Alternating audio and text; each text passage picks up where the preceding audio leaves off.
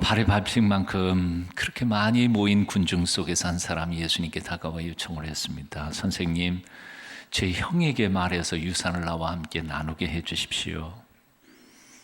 예수님의 대답은 아주 냉담한 어조로 이렇게 말씀하셨습니다. 이 사람아, 누가 나를 너희의 재판장이나 또는 물건 나누는 자로 세웠느냐? 그리고는 둘러선 모든 사람들을 향해 이렇게 말씀하셨습니다. 삼가 모든 탐심을 물리치라. 사람의 생명이 그 소유에 넉넉한 데 있지 아니하니라. 여기서 사람의 생명이라고 말할 때 그 생명이라는 것은 단순한 목숨을 얘기하는 게 아니라 헬러 원전에서는 의미 있는 인생, 행복한 삶, 이것을 사람의 생명이라고 표현한 겁니다. 그러니까 돈 많다고 무조건 의미 있고 행복한 인생 살아가는 건 아니다 하고 말씀하신 것이죠. 우리가 겪고 있는 인생의 모든 비극들이 다 어디서 올까? 여러 가지 원인이 있겠지만 그 중에 가장 큰 대부분의 이유는 아마도 탐심에서 오는 것이 아닐까, 그런 생각을 해봅니다. 태초에 하나님께서 아담과 하와를 지으시고는 그들에게 옷을 지어 입히시지 않으셨습니다. 처음에는요. 왜 그러셨을까? 여러분, 왜 그랬다고 생각이 돼요? 이 재미있는 질문에 대하여 오갓이라고 하는 희곡을 쓴 작가는 그 희곡 속에서 재미있는 해석을 해봅니다. 하나님이 만일 인간에게 옷을 지어 입히셨다면 인간들은 주머니를 만들어 달라고 요청할 것이다. 하나님이 주머니를 만들어주면 그 다음에 인간들은 거기다가 돈을 넣어달라고 주문할 것이다. 마음이 약하신 하나님이 그 주머니에 돈을 넣어주면 그때부터 인간의 모든 문제가 발생할 것이다. 그래서 옷을 안 지어 입으셨다는 것이에요. 와, 재미있는 발상이 아니에요. 사실 돈 때문에 형제가 원수가 됩니다. 돈 때문에 아내, 남편이 서로 청부살이를 하고요. 부부가 갈라집니다. 돈 때문에 자식이 부모를 죽이고요. 부모가 자식을 죽입니다. 돈 때문에 청년 시절에는 그렇게 기계가 분명했고 청결하고 거룩했던 정신을 가졌던 젊은이가 세상사 살아가면서 다 타락하고 변절합니다. 돈 때문에.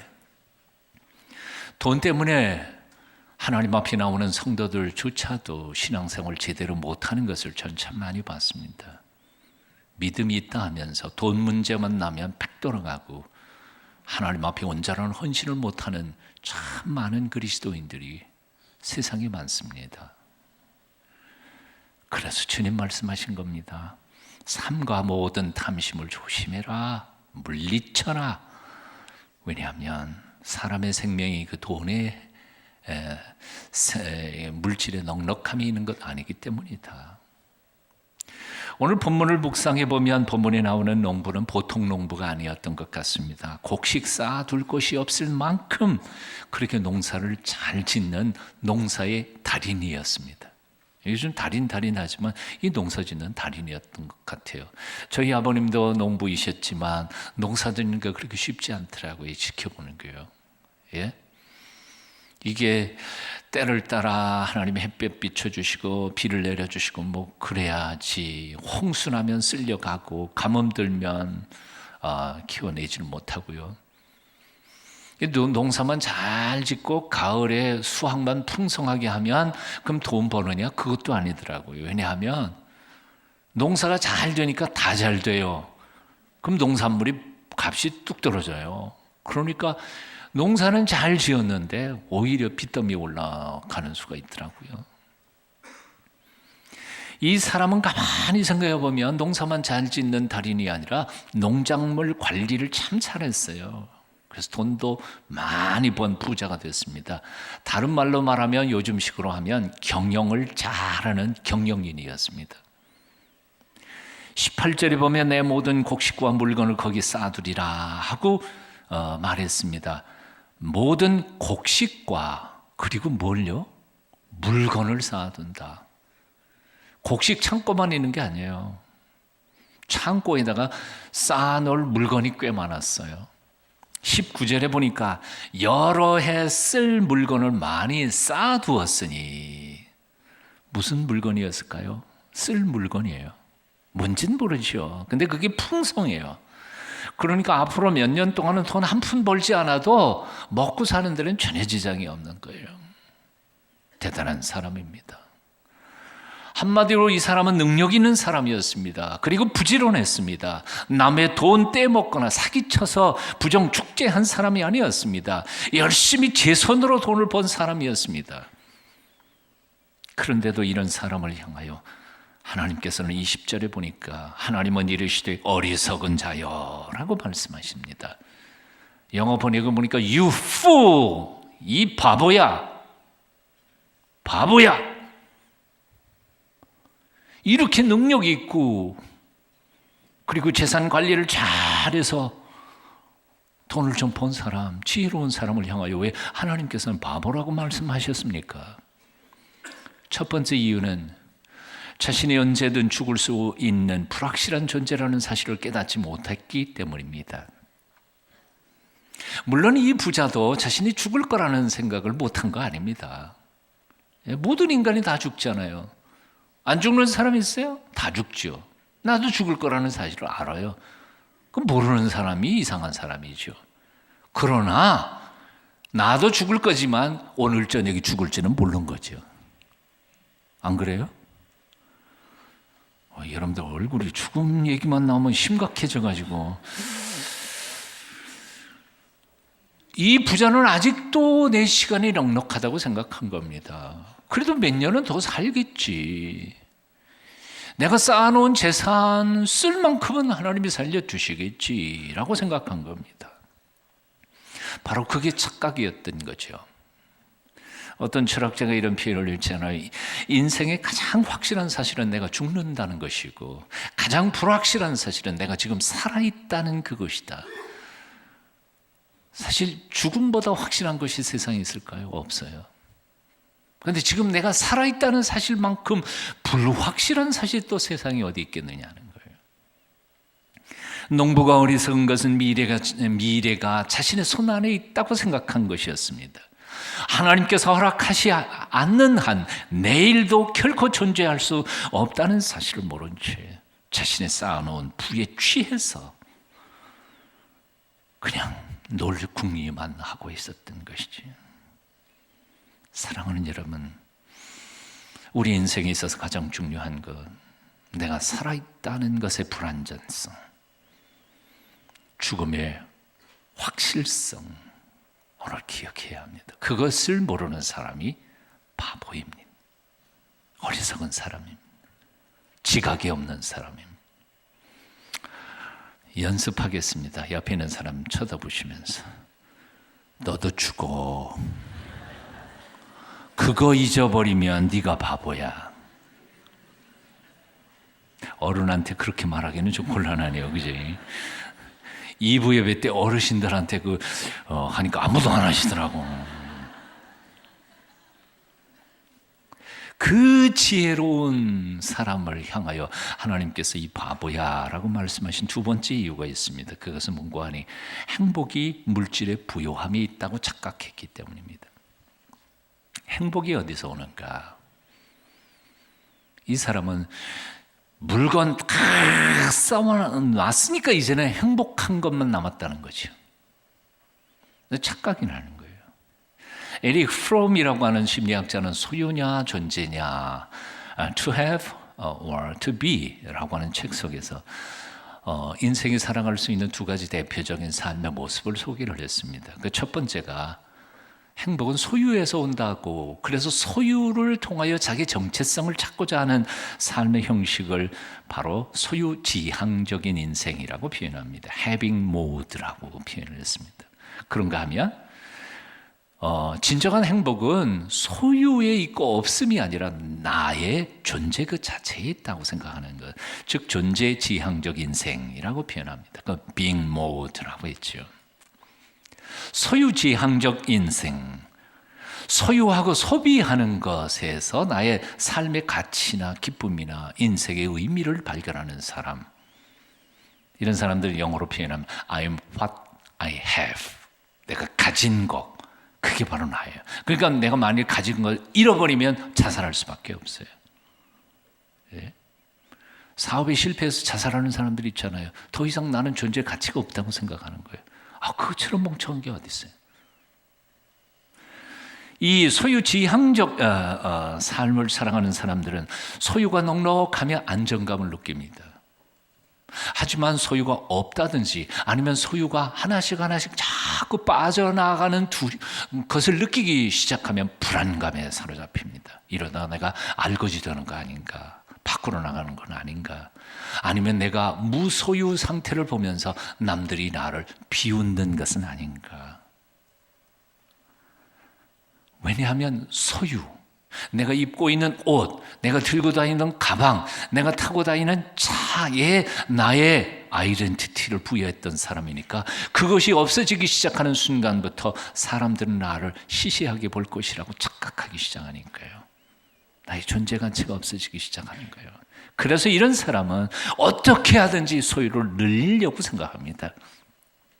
수단 방법을 가지고 가리지 않고 얻어야 합니다. 쌓아야 합니다. 쌓아도 평생 쓰고도 엄청나게 남을 것 쌓아놓고도 불안해집니다. 계속. 이런 사람들은 사람을 만나든지 무슨 일을 하든지 간에 모든 것을 돈과 연관지어서 생각합니다. 공부하는 것도 돈 때문이고요. 예술과 혹은 가정과 사람 만나는 것, 친구, 우정, 결혼, 심지어는 신앙생활까지도 돈에 도움이 되면 믿지만 11조 내라 뭐 내라 해가지고 교회에서 자꾸 자기 돈에 손해가 보기 시작하면 신앙도 포기합니다. 여러분도 주위에서 아마 이런 사람 보셨을 것 같은데, 성경은 이런 삶, 즉 소유지향적 삶, 인생이 가짜의 삶이라고 가르쳐주고 있습니다.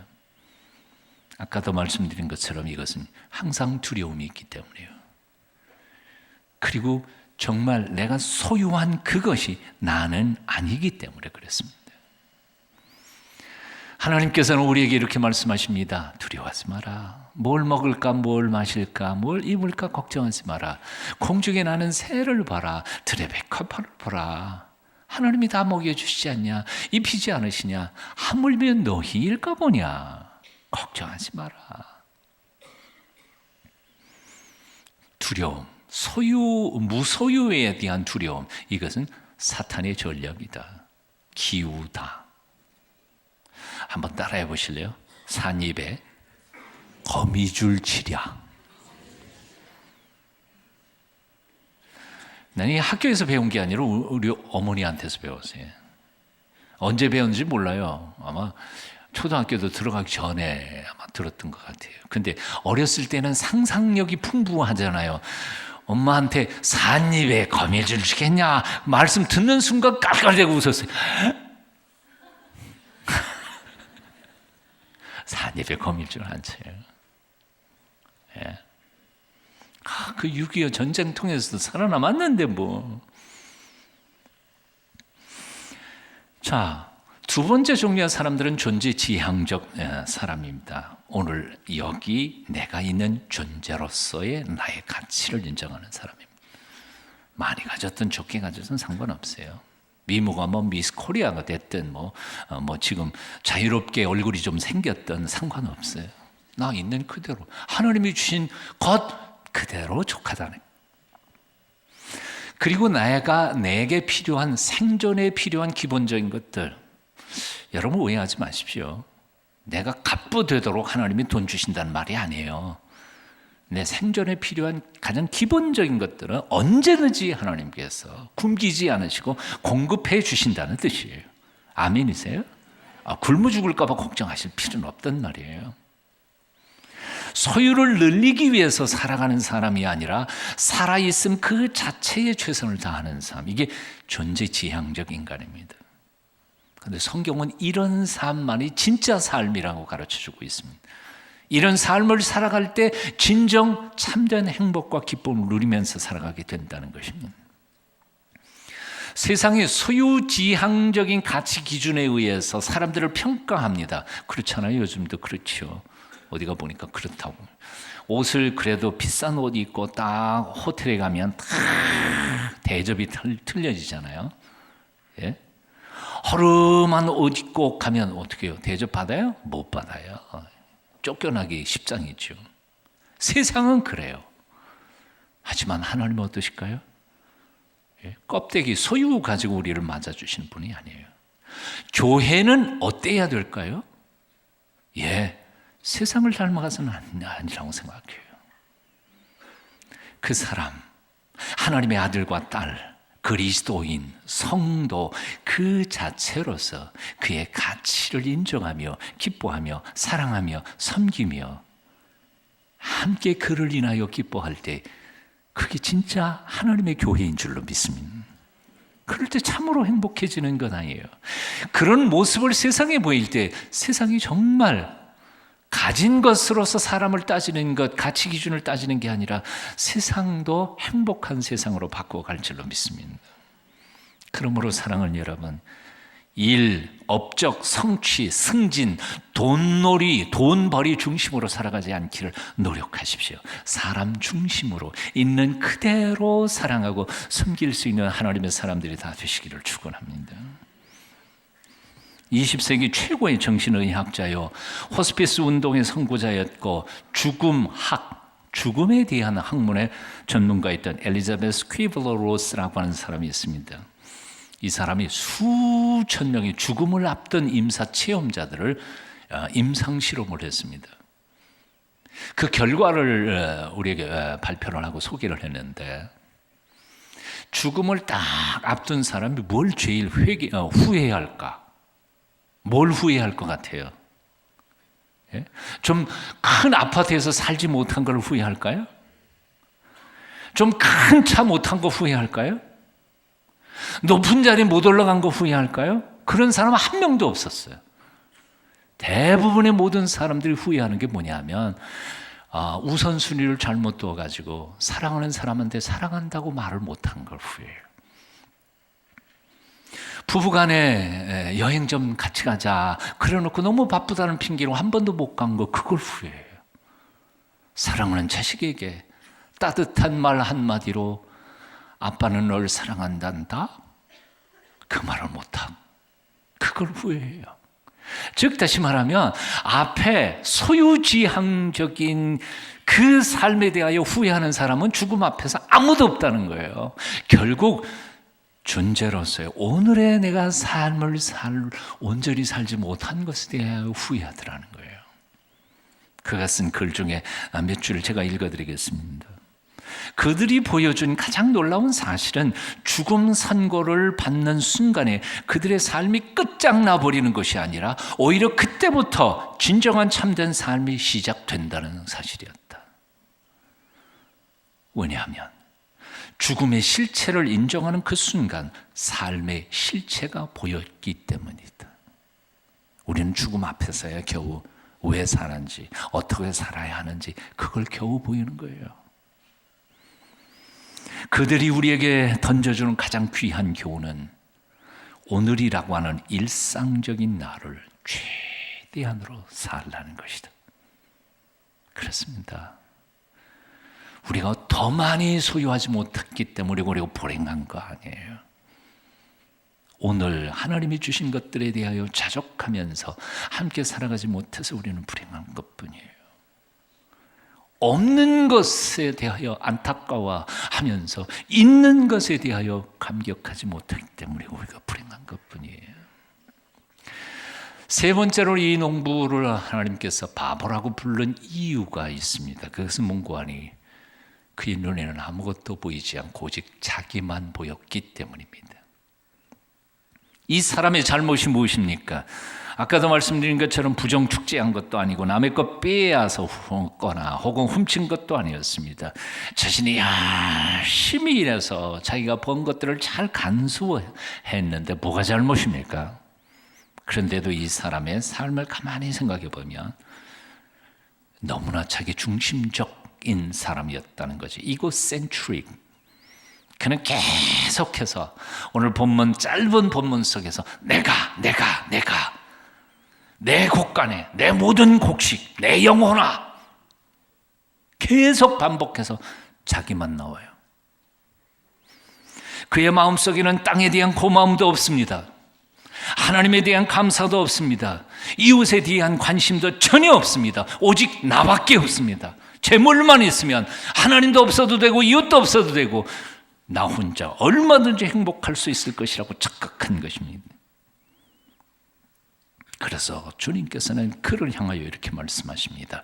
자기를 위하여 재물을 쌓아두고 하나님께 대하여 부여치 못한 자가 이와 같으니라. 여기 하나님께 대하여라고 하는 말씀은 꼭 하나님께 드리는 헌금만을 이야기하고 있는 건 아닙니다. 하나님이 사랑하는 모든 인류, 모든 사람들을 위하여 풀어서 나누는 것까지도 다 포함한 것입니다. 부자 농부는 스스로 자신이 똑똑하다고 생각했습니다. 몇 년 먹고 즐길 풍성한 재물을 쌓아 놓았으니 이제는 평안히 놀고 먹을 수 있겠다고 생각했습니다. 하지만 사실은 그는 어리석은 자였습니다. 그 글자 그대로 말하면 지각이 없는 사람, 생각이 없는 바보였습니다. 인생의 주도권이 자신에게 없고 그 생명을 쥐고 계시는 하나님에게 있다는 사실을 그는 몰랐습니다. 생명의 주인이신 하나님이 그 영혼을 올밤 불러가시면 그의 모든 계획이 물거품이라는 사실도 깨닫지 못했습니다. 재물만 쌓아놓으면 아무도 없어도 나 혼자 행복하고 떵떵거리고 복되게 살 것이라고 착각했습니다. 어리석은 사람, 불쌍한 사람, 정말 바보였습니다. 행복은 어디에 있습니까? 돈에 있지 않습니다. 성경이 우리에게 가르쳐주는 가장 중요한 행복의 원리는 행복은 관계에 있단다. 그리고 가르쳐줍니다. 관계에 있습니다. 행복은 하나님과 나와의 관계, 부부 사이의 관계, 부모와 자식 간의 관계, 친구들과의 관계, 세상과 나와의 관계. 진정한 참된 행복은 바로 관계에 있습니다. 여러분, 장수한 사람들의 공통점 중에 한 가지, 가장 중요한 공통점 중에 한 가지가 뭔지 아세요? 돈 많은 사람들이 장수하는 게 아니에요. 관계가 좋은 사람들이 장수예요. 부모님과 자식과의 관계가 좋으신 분들이, 친구 관계가 좋은 사람들이 장수예요. 부부 관계가 좋은 사람들이 장수예요. 세상에 가장 불쌍하고 어리석은 바보가 누군지 압니까? 돈 때문에 사람을 버리는 사람이에요. 돈 때문에 부모와 자식 간에 갈라지는 사람, 이것처럼 바보가 없어요. 돈 때문에 친구 사이가 갈라지는 것, 돈 때문에 신앙을 잃어버리는 사람, 하나님과 사이가 갈라지는 것처럼, 이것처럼 어리석은 바보가 없어요. 사랑하는 여러분이요, 돈 때문에 사람을 잃어버리지 않기를 축원합니다.